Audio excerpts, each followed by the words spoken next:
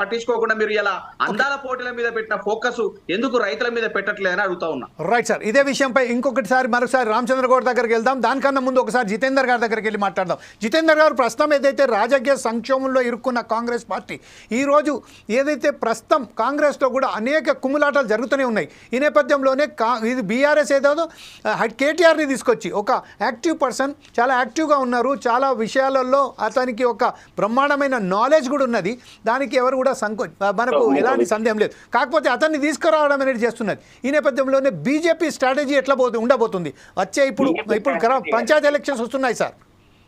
నేను ఒకటి చెప్తాను, బీజేపీలో కాదు. Like to say one thing, మీరు బీఆర్ఎస్ లో రేపు లుకలుకలు స్టార్ట్ అవుతున్నాయి. ఎందుకంటే ఇవాళ కేటీఆర్ గారికి ఇచ్చుట్లా నెక్స్ట్ మన ఆంధ్రాలో ఎట్లయితే షర్మిల జగన్ గారు ఎట్లయితున్నదో నెక్స్ట్ కవిత గారు కూడా రాబోతున్నారు. Going to announcer party. ఎందుకంటే ఆమెకి 80% సెసమేరా వాళ్ళ అన్నకి ఇచ్చుడు ఇష్టం లేదు. She was very much interested. ఇవాళ అందరు ప్రెసిడెంట్లను కలుసుకుంటూ పోయింది, ఎమ్మెల్యేలను కలుసుకుంటూ వచ్చింది. ఆమె బ్యాక్గ్రౌండ్ లో చాలా వర్క్ చేసింది. రేపటి రోజుల ఇట్లనే సేమ్ ఆంధ్రప్రదేశ్ లో షర్మిలది ఎట్లయితే జరుగుతుందో తెలంగాణలో కూడా అదే జరగబోతుంది అనేది కూడా ఇదొక సంకేతం కేటీఆర్కి ఇచ్చినాక. ఇవాళ కాంగ్రెస్ ప్రభుత్వం చూస్తే అదొక కుటుంబ పాలన, కుటుంబ పార్టీ.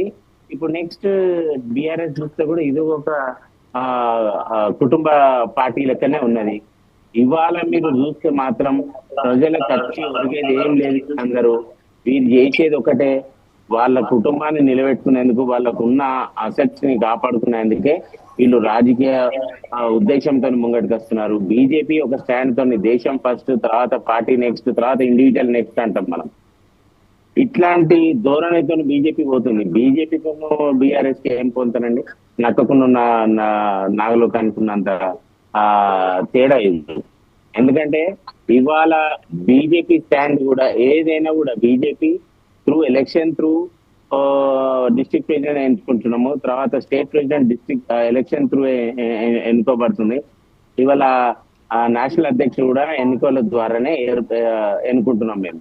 ఇవాళ ఇంకా అడాక్ కమిటీతో వేసినట్టు వీరు ప్రెసిడెంట్, వీరు వైస్ ప్రెసిడెంట్ అనేది ఈ ప్రజాస్వామ్యంలో ఇట్లాంటిది కలవది.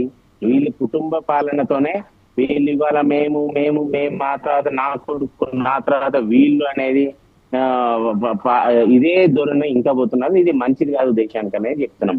ఇవాళ బార్డర్ మీద కొట్లాడిన వారి గురించి, సైనికుల గురించి మీరు మాట్లాడాల్సిన అవసరం ఉండే, కానీ ఎక్కడ కూడా వీళ్ళ స్టేట్మెంట్ కరెక్ట్ అయిన స్టేట్మెంట్ లేదు. ఎక్కడ ఏదైనా జరిగితే దాని గురించి మాట్లాడరు. ఒక కరెక్ట్ అయిన మొన్న కవిత గారు మాట్లాడుకుంటా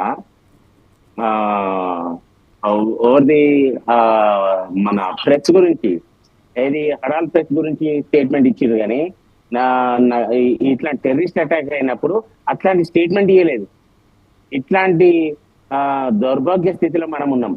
ఇట్లాంటి దౌర్భాగ్య వ్యక్తులతోని మనం ఇవాళ ఒక పార్టీలో ఎన్నుకోబడి అడాక్ కమిటీలు వేసుకుంటాయి. వీళ్ళు మీరు ప్రజాస్వామ్యంలో పోయి ఇందు నుంచి ఎలక్షన్ పెట్టి మీరు గెలవండి, చూద్దాం చూద్దాం. మీరు అట్లాంటి పెట్టి అడాక్ కమిటీగా వేసుకొని మేము అడాక్ కమిటీగా మా బాస్ మా ఇది తెలంగాణ చరిత్రని నాశనం చేసిన వ్యక్తులు ఈ బీఆర్ఎస్ అలియాస్ టిఆర్ఎస్. మీరు టిఆర్ఎస్ పెట్టి 25 ఏళ్ళు అవుతుందా, బీఆర్ఎస్ పెట్టి 25 అవుతుందా? దాని గురించి క్లారిటీ ఇవ్వకుండా మేము 25 ఏళ్ళు దాటినాం, 25 సిల్వర్ జూబీ చేసినామని చెప్పి మాట్లాడుతున్నారు. ఇవన్నీ కూడా కరెక్ట్ కాదు. మీరు ప్రజాస్వామ్యంగా మీరు ఎలక్షన్ పెట్టుకొని మీ ప్రెసిడెంట్ ఎవరో హరీష్ రావు క్యాండిడేట్ గా నిలబెడతారా, నిలబెట్టండి. కేటీఆర్ గారు నిల్చుంటారా అధ్యక్ష పదవికి, మీకు కొట్టాడి